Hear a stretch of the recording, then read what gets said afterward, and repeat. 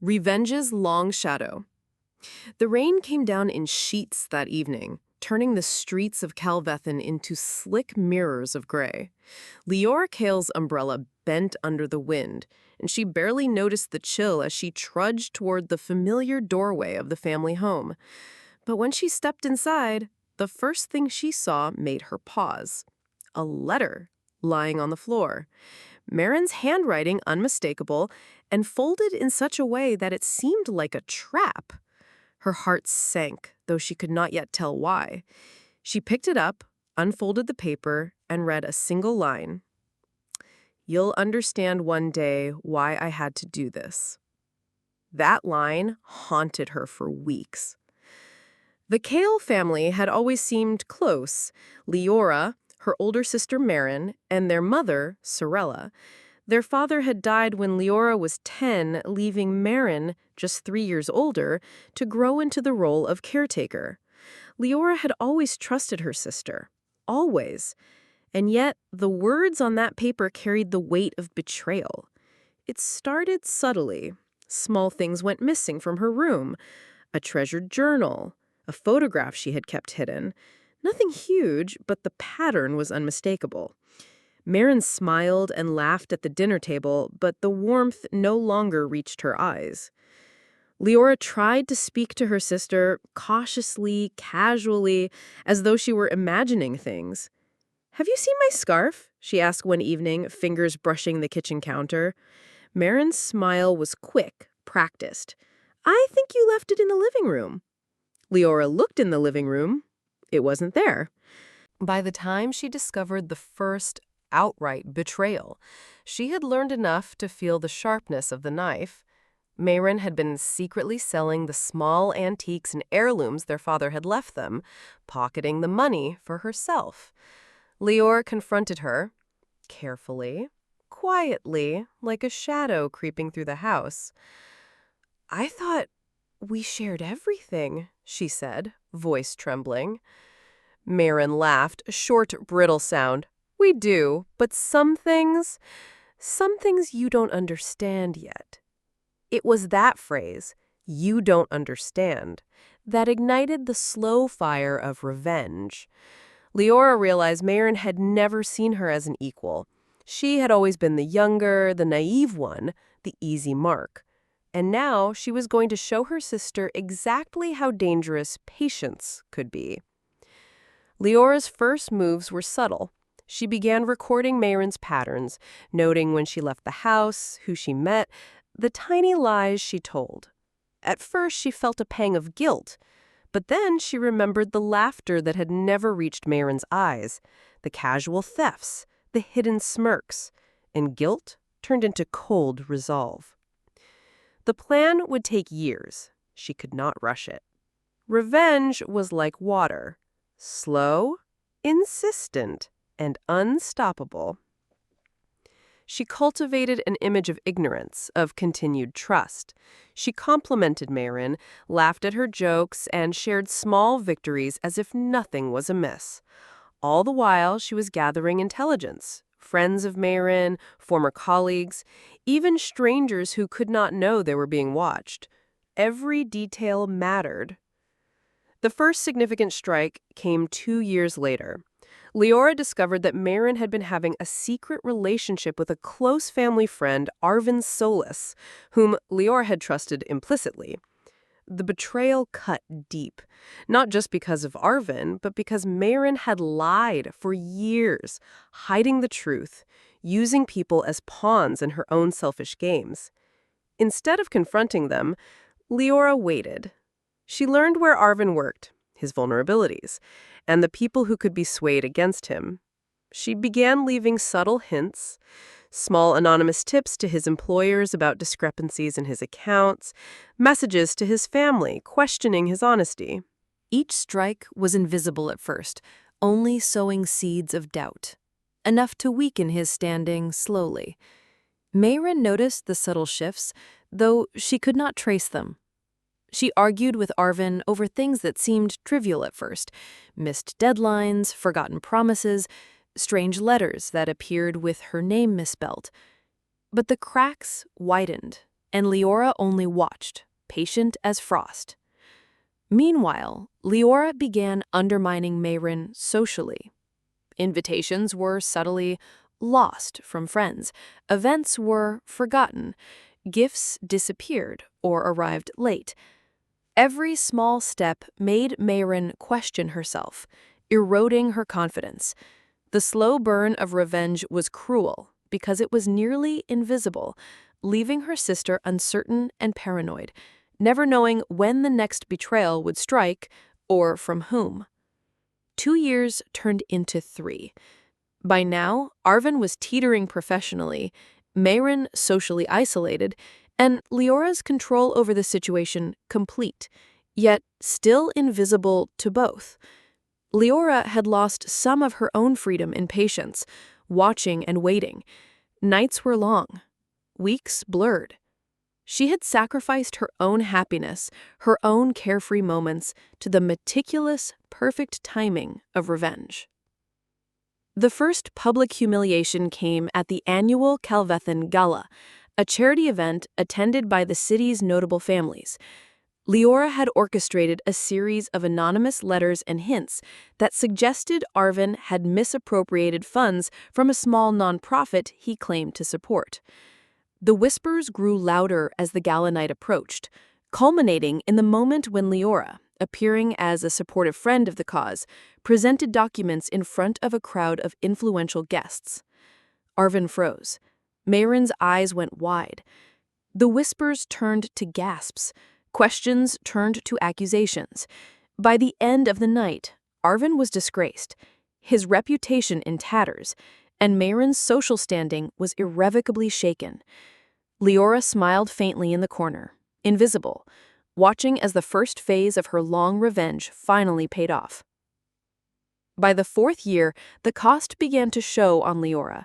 She had poured so much into the plan, lost relationships, and time she could never reclaim. Nights of anxiety and preparation weighed heavily. She often found herself staring at her reflection, wondering if the person who had patiently destroyed her sister's life was still her, or something else entirely. She didn't care. Not yet. The final act remained. The final phase was surgical. Leora had collected every secret, every betrayal, every misstep Mayrin had ever made. She had meticulously documented them, knowing exactly how and when to reveal them. She chose the day of the family's matriarch, Sorella's birthday dinner, a night when every key figure in their social circle would be present. She handed Mayrin a gift, a small box, just before the guest arrived. Inside were carefully compiled photos, letters, and documents detailing every lie, theft, and betrayal Mayrin had committed over the past decade. "I wanted you to have it first," Leora said softly, "before everyone else sees it." Mayrin looked down at the contents, her face blanching. Leora could see the realization sink in, the slow horror that had taken years to prepare for finally arriving in an instant. The guests arrived. Leora, calm and composed, began to reveal the truth of Mayrin's actions in small, careful words. She presented the documents, the photos, the letters, all undeniable. The room gasped. Arvin, who had tried to return to their circle, saw the full extent of his own complicity and fled the dinner in shame. Mayrin collapsed in a chair, tears streaming, helpless as the social and personal ruin she had spent years hiding from became complete and undeniable. Leora's revenge was total. Yet, she looked at the wreckage, Mayrin destroyed, Arvin gone, the family fractured forever, and felt an emptiness that gnawed at her chest. The years of patience, planning, and sacrifice had left her victorious, but lonely. The house on Barrow Street was hers again. Quiet, silent. Yet the silence was not peace. It was the echo of a price paid too dearly. And for the first time in years, Leora allowed herself to cry. Not for Mayrin, not for Arvin, but for herself. The morning after the birthday dinner, The house was eerily quiet. Leora walked through the halls, noticing the faint scent of Sorella's roses, now overshadowed by tension. Mayrin had retreated to her room, refusing to speak. Arvin's absence left a hollow in the once bustling space. And yet, Leora felt no relief, only the hollow ache of what her victory had cost her. She thought back to the years of planning, the endless nights of surveillance, the careful manipulation of events. Every lie she told, every subtle interference, every sleepless hour had been worth it to see Mayrin's downfall. And yet, she realized that in doing so, she had traded pieces of herself for the triumph. Friends she once had drifted away, thinking her cold or obsessed. Small joys were lost to her obsessive planning. Victory was a heavy crown. Weeks passed. The Call household became a fortress of silence. Leora had taken on the daily duties Mayrin once handled, but she moved through them like a ghost. The neighbors whispered about the strange tension in the house, the sudden withdrawal of Mayrin from their social circles. Rumors, carefully nurtured by Leora's subtle manipulations, had turned the tide of opinion against her sister. Mayrin, now isolated, tried to fight back, but it was too late. Every attempt she made to reclaim her former life was met with resistance, carefully orchestrated by Leora. Friends refused invitations. Opportunities vanished. Even small gestures of goodwill were systematically denied. The slow, precise unraveling of her sister's life was complete. And yet, the emotional toll on Leora was profound. She began to dream of Mayrin's laughter, once bright and teasing, now hollow and desperate. She remembered the childhood games, the shared secrets, the warmth that had once existed. Each memory was a blade twisting in her chest. The satisfaction of revenge was tempered by a relentless sorrow. She had destroyed someone she once loved. It was during one of these sleepless nights that Leora received an unexpected message. A letter, anonymous, hinting at a truth she had long ignored.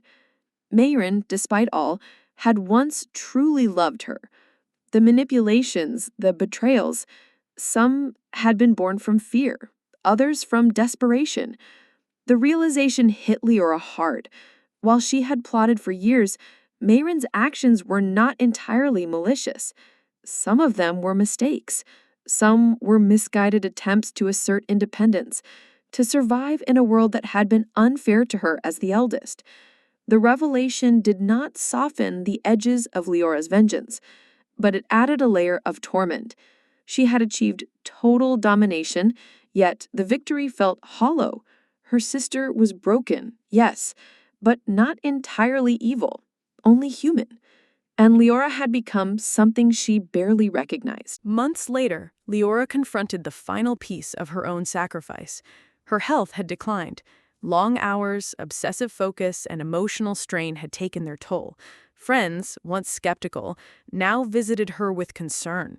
Leora realized that her relentless pursuit of revenge had left her isolated, physically drained, and emotionally scarred. The triumph over Mayrin had come at the cost of her own well-being. Yet, in the heart of her loneliness, a spark remained, the understanding that justice, in the form she had envisioned, had been achieved. The Kale family's equilibrium had been restored, albeit broken. Mayrin could no longer manipulate, betray, or wield influence over the family's legacy. She had paid in full, and Leora had ensured the consequences were irrevocable. One evening, standing by the large bay window overlooking the rain-slicked streets of Calvethan, Leora reflected on the cost. Her victory was complete, her enemies humbled, yet her soul bore the weight of years spent in patient malice. She had learned the true nature of human fragility, the subtle cruelty of ambition, and the delicate balance between justice and obsession. The storm outside mirrored the storm within.